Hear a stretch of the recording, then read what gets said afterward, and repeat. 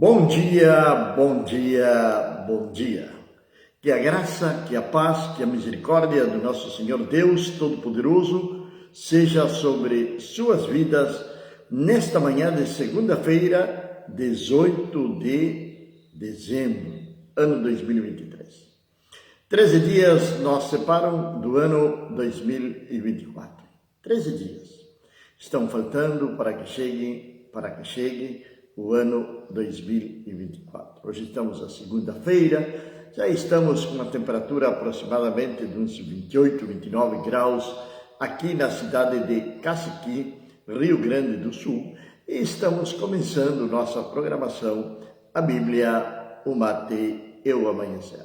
Nosso propósito é levar uma palavra de Deus de uma maneira simples, de uma maneira clara, que você possa entender, compreender, mas também colocar por obra a santa e maravilhosa palavra do Senhor Deus Todo-Poderoso. Não podemos deixar de agradecer a Deus por este novo dia de vida que Ele nos deu. Podemos deixar de agradecer a Deus pelo descanso que Ele nos deu durante a noite. Somos gratos ao Senhor por estar vivos. Vamos então, nesta manhã, à palavra de Deus. Vamos diretamente à palavra do nosso Senhor Deus Todo-Poderoso, onde nós queremos compartilhar com vocês, neste dia de hoje, Jeremias, capítulo número 35. Jeremias, capítulo número 35. A palavra de Deus vai começar dizendo da seguinte maneira. Jeremias 35. A palavra que veio a Jeremias, de parte do Senhor, nos dias de Joiaquim, filho de Josias, rei de Judá, dizendo: vai até a casa dos recabitas e fala com eles, e traze-os para a casa do Senhor, para dentro de uma das câmaras, e dá-lhes vinho para beber. Jeremias, um profeta de Deus, um dos maiores profetas de Deus, um homem que falou o que tinha que ser falado, ele nunca se retraiu naquilo que ele falou, obedeceu a Deus,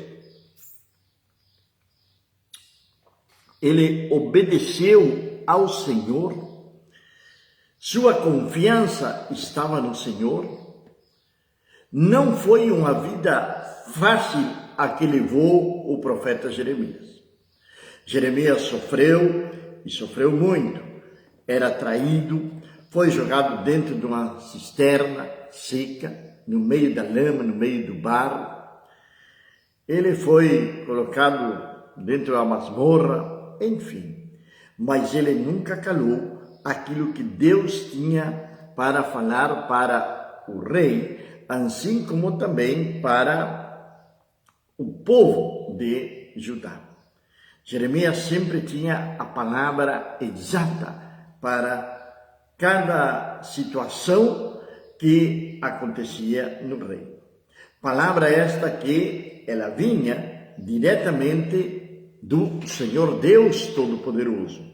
Então Deus falava com Jeremias e Jeremias levava esta palavra para o povo. Como disse, muitas vezes incompreendido, muitas vezes deixado de lado, muitas vezes zombaram dele, mas a palavra de Deus, ele nunca jamais deixou de anunciar.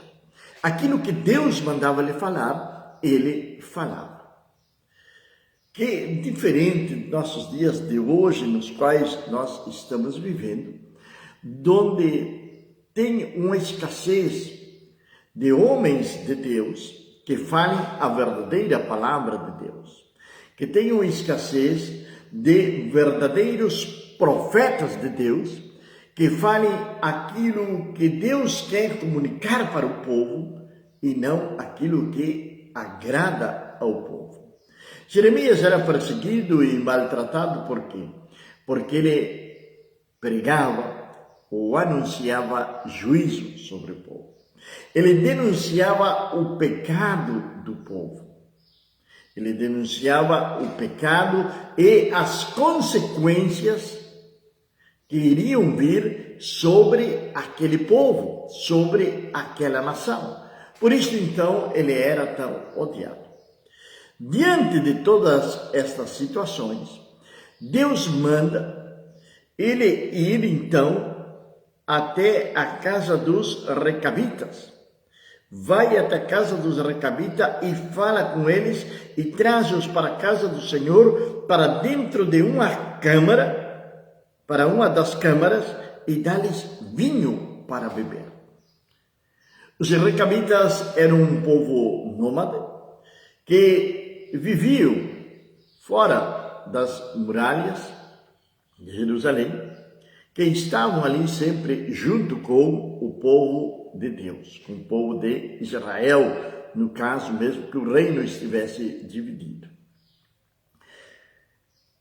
Eles eram descendentes do sogro de Moisés, ou seja, que eles eram queneus, a descendência deles eram queneus. Alguns foram separando-se e formaram então a sua própria nação, ou o seu próprio grupo, ou a sua própria família.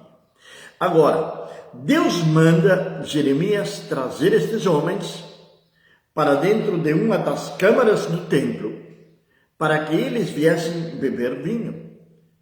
Que Deus queria demonstrar com isto? Que Deus tinha para ensinar para Jeremias, para ensinar para o povo e para nós, ensinar a nós nesta manhã de 18 de dezembro, através da vida dos recabitas. Logicamente que Jeremias obedeceu a palavra do Senhor e foi então detrás dos recabitas.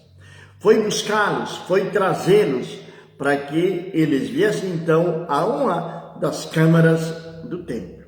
Ali então, a palavra de Deus continua dizendo, no versículo número 3, então eu tomei a Jazanias, o filho de Jeremias, o filho de Abazanias, e aos seus irmãos, e a todos os filhos, e a casa inteira dos recabitas, a todos eles, desde a liderança até lá o último cidadão, o último integrante desta família recabita. E eu levei à casa do Senhor, a câmara dos filhos de Anã, o filho de Gidalias, um homem de Deus, que estava próxima à câmara dos príncipes, que estava acima da câmara de Maesias, o filho de Salum e guardião da porta. E pus perante os filhos da casa dos recabitas jarras cheias de vinho e taça, e eu lhes disse, bebei vinho. Ofereceu vinho para os recabitas. A surpresa deveria ser grande. De repente, os recabitas estavam dentro de uma câmara do templo, de uma das câmaras do templo. Uma mesa com taças de vinhos, e aquele homem, o profeta Jeremias, oferecendo para eles beberem vinho. Era o profeta quem estava para eles oferecendo-lhes esta bebida. Agora, os recabitas conheciam a Jeremias? Logicamente que sim. Quem naquela região não conheceria o homem de Deus? De saber dos seus sofrimentos e da palavra de juízo e de conforto que Deus tinha colocado na sua boca. Nossos dias de hoje estamos carentes de Jeremias. Necessitamos que se levantem homens e mulheres como Jeremias. Homens e mulheres que sejam ousados para pregar a palavra de Deus. Homens e mulheres que deixem de picuinhas, que deixem de agradarem ao auditório e que falem a verdadeira palavra do Senhor. Estamos vivendo dias extremadamente difíceis. Estamos vivendo os últimos dias da história ou da graça de Deus sobre o planeta Terra. De um momento a outro, quando a igreja for arrebatada, junto com a igreja irá o Consolador, junto com a igreja irá o Espírito Santo. Bom dia, nossa irmã Mari, na cidade de Taquarembó. Que Deus abençoe poderosamente a sua vida nesta manhã, minha irmã. Que Deus abençoe. Então, estamos chegando ao tempo do fim. As promessas estão sendo cumpridas, as profecias estão sendo todas elas realizadas. A reconstrução do templo é algo eminente, que venham construir o terceiro templo de Jerusalém. Como vai ser e de que maneira, não sabemos. E creio que eu, pessoalmente, e muitos daqueles que acreditam como eu, não irão ver a construção do terceiro templo, pois seremos arrebatados juntamente com o Senhor. Pois esta será uma tarefa para o anticristo. Só que já todos os planos, as vestimentas, tudo está, a planta do templo, tudo está pronto para ser estabelecido. As vacas vermelhas que deveriam ser sacrificadas na consagração do templo já estão lá em Jerusalém. Então, meus amados, já está tudo praticamente pronto para que isto venha acontecer. Então, isto nos fala também da proximidade do arrebatamento da igreja. Veja bem, eu estou falando do arrebatamento da igreja e não da vinda de Jesus. São duas coisas totalmente diferentes. O arrebatamento da igreja e a segunda vinda do nosso Senhor e Salvador Jesus Cristo. Mas voltemos aos recabitas. Agora eles estão na sala do templo, em uma das câmaras do templo. Uma mesa com vinho, taças, para que venham beberem aquele vinho. O profeta está parado ali à frente deles. Um homem de Deus está dizendo agora, podem beberem o vinho. Agora, se tem uma coisa que nós não encontramos até aqui, onde nós lemos, é de que Jeremias não questionou a Deus em nenhum instante. Deus falou para Jeremias dizendo, vai detrás dos recabitas. Ele não questionou. Ele não disse, eu não gosto deles. Ele obedeceu à palavra de Deus. Tem profetas que desobedecem? Tem. Lá atrás nós temos, mais para frente, nós temos o profeta Jonas, que vai então desobedecer a Deus quando Deus quer enviá-lo a Nínive. Não, para lá eu não vou, aquela gente é pecadora. Vai e traz os recabitas e dá vinho para eles. Que Deus queria ensinar para Jeremias? Que Deus queria mostrar para Jeremias naquele momento? Mas eles disseram, no verso número 6, não beberemos vinho, porque Jonadab, o filho de Recabe, nosso pai, nos ordenou, dizendo, não bebais vinho, nem vós, nem vossos filhos, para sempre. Não construireis casa, nem semeareis semente, não plantareis vinha, nem tereis nenhuma. Porém, todos os vossos dias vós habitareis em tendas, para que possais viver muitos dias na terra onde sois estrangeiros. No versículo 8, vem o segredo de toda essa questão. Aí vem o segredo de toda essa questão e que resume muito bem a vida de muitos cristãos nos dias de hoje. Vai dizer assim, assim obedecemos a voz de Jonadab, o filho de Recabe, nosso pai, em tudo que ele nos ordenou, para não beber vinho todos os nossos dias, nem nós, nem nossas esposas, nem nossos filhos, nem nossas filhas, nem construir casas para nossa habitação, nem ter vinha, nem campo, nem semente. Nós obedecemos. Essa palavra, ela tem um poder tremendo na vida de cada cristão. A palavra de Deus, em seu conjunto, ela está para nos orientar, está para nos direcionar, está para nos guiar por sendas de justiça, está para nos fortalecer, está para nos consolar, para nos corrigir, para nos redarguir e também para nos instruir em justiça.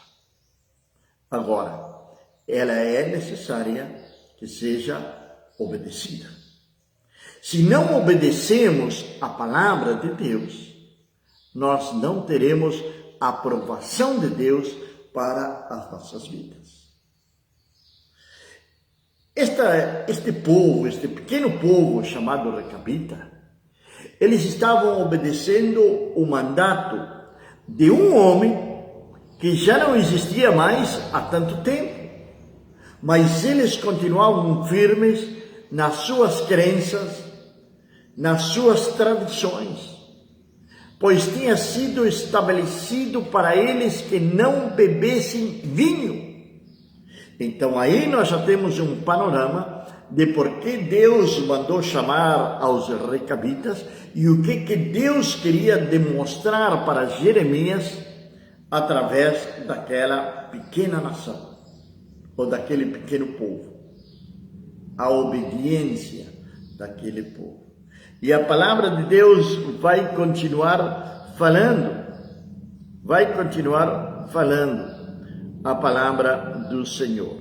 No verso número 12, vai dizer: então veio a palavra do Senhor até Jeremias dizendo: assim diz o Senhor dos exércitos, o Deus de Israel, vai e dize aos homens de Judá e aos habitantes de Jerusalém: não aceitareis instrução para escutardes as minhas palavras, diz o Senhor?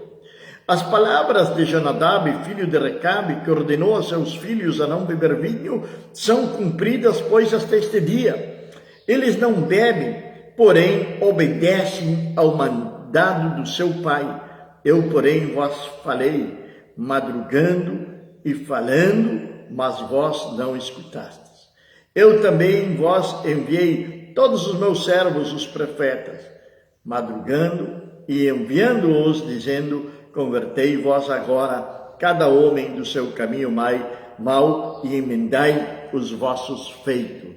E não vedes, e não vades após outros deuses para servi-lo, e habitareis na terra que eu dei aos vossos pais. Porém, não inclinaste o vosso ouvido e nem me escutaste. Aí está a palavra de Deus. Aí está o que Deus falou com o povo. Aí está o que Deus quer falar conosco nesta manhã calurosa de dezembro. Aí está o que Deus quer transmitir para o seu povo. Meus amados e queridos irmãos, se nós vamos lá atrás no livro de Samuel, vamos encontrar a seguinte expressão: melhor é obedecer do que sacrificar. Tem pessoas que levam uma vida totalmente errada no que se refere à santidade, à consagração, à búsqueda, a estar em comunhão com o Senhor. E querem ou desejam que Deus venha abençoá-las. E eles acreditam que fazendo algumas vezes alguma benfeitoria ou dando alguma esmola, fazendo alguma caridade, já está tudo bem. E se consideram pessoas boas. Pessoas boas não vão para o céu. Quem vai para o céu são pessoas santas. Pessoas que têm compromisso com Deus. Pessoas que obedecem ao Senhor Deus Todo-Poderoso. Pessoas que têm vida e intimidade com Deus. Pessoas que reconhecem a sua posição de pecadores e de que necessitam urgentemente de alguém que venha resgatá-las desse mundo de pecado. E este alguém é o próprio Filho de Deus que entregou a sua vida por cada um de nós, por quem morreu numa cruz por cada um de nós, por aquele que se esvaziou a si mesmo, que se entregou a si mesmo, para que eu e você pudéssemos ter a vida eterna. Obediência é que Deus está demandando do povo. Obediência é o que Deus está demandando dos pregadores do Evangelho nestes dias. Que possam ouvir a sua voz, que possam obedecer à voz do Senhor, que está clamando aos quatro cantos da terra. Nós temos a palavra profética mais segura, que é a própria palavra de Deus. Ela é como uma espada cortante. Ela corta a nossa pele, nossa carne, nossos ossos, chegando até o mais profundo da nossa médula, ministrando sobre as nossas vidas. Alguns querem servir a Deus, mas não têm tempo para Deus. Não têm tempo para estudar a sua palavra. Não têm tempo para consagrar um dia para o Senhor. Não têm tempo de congregar. Falando de obediência, não tem tempo para congregar.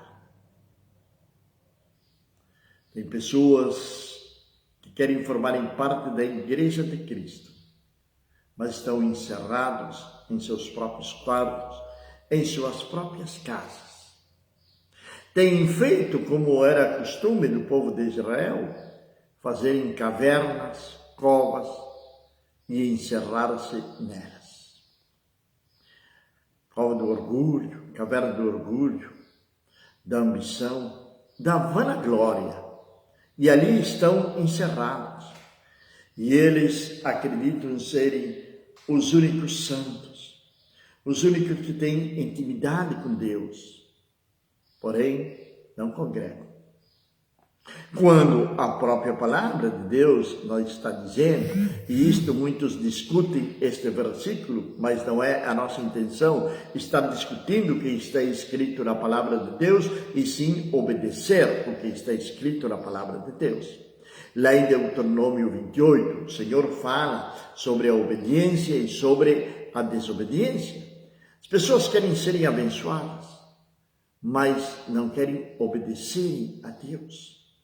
Não querem nem desejam obedecerem a Deus. São pessoas que estão totalmente desviadas da sua fé. A fé vem pelo ouvir e ouvir a palavra de Deus. Eis aí dos primeiros motivos no qual nós devemos de congregar. Mas hoje temos cultos online. Hoje temos pregadores nas diferentes plataformas, nas redes sociais.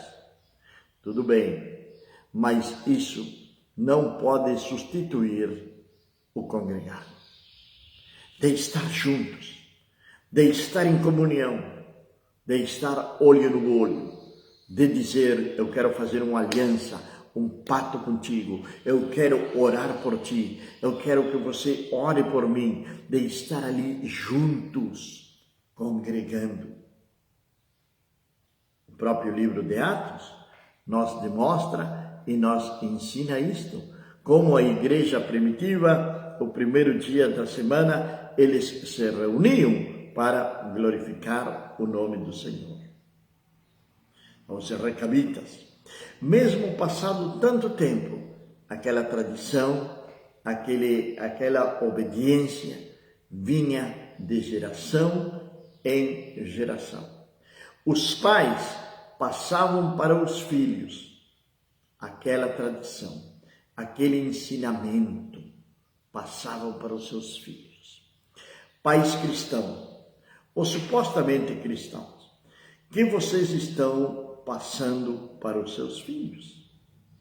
Qual é a palavra que vocês estão passando para os seus filhos?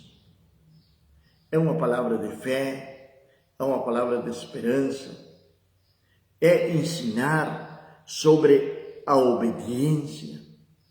Que estamos nós ensinando para os nossos filhos, para os nossos netos? que estamos nós passando para eles? A palavra de Deus nos fala no Salmo 127 que os filhos são como flechas. Então, são herança do Senhor, mas eles são como flechas. E é bem-aventurado o homem que enche sua aljava com essas flechas. Agora, isso quer dizer que o pai é um guerreiro, que vai estar à frente de seus filhos, que ele vai estar intercedendo, orando pelos seus filhos. Mas vai chegar um determinado momento que ele vai ter que tomar aquela flecha, colocar no arco, mirar o alvo certo, porque um guerreiro não perdia nem sequer uma flecha. O bom guerreiro sempre estava pronto, sempre tinha um alvo. Então, direcionar aquela flecha para um alvo certeiro e lançá-la. E lançar essa flecha que vem ser os nossos próprios filhos. Orar, estar em oração por eles. Dar uma palavra de fé, de esperança. Porém, permitir que eles mesmos venham abrindo os seus próprios caminhos. Que eles mesmos venham colocando em prática, assim como os recabitas, tudo aquilo que aprenderam dos seus pais. Agora a pergunta é, o que ensinamos nós para os nossos filhos? Que exemplo nós deixamos para os nossos filhos?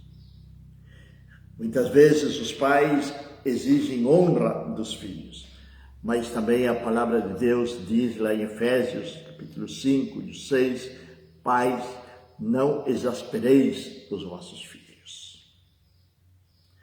Filho que honra o pai e a mãe tem uma grande promessa para ele, tem longevidade de vida, e tudo, diz a palavra de Deus, sairá bem. Mas logo também alerta os pais, não exaspereis os vossos filhos, não provoqueis a ira os vossos filhos. Quando nós aprendemos esse segredo da obediência, assim como os recabitas, nós vamos ser bem-sucedidos.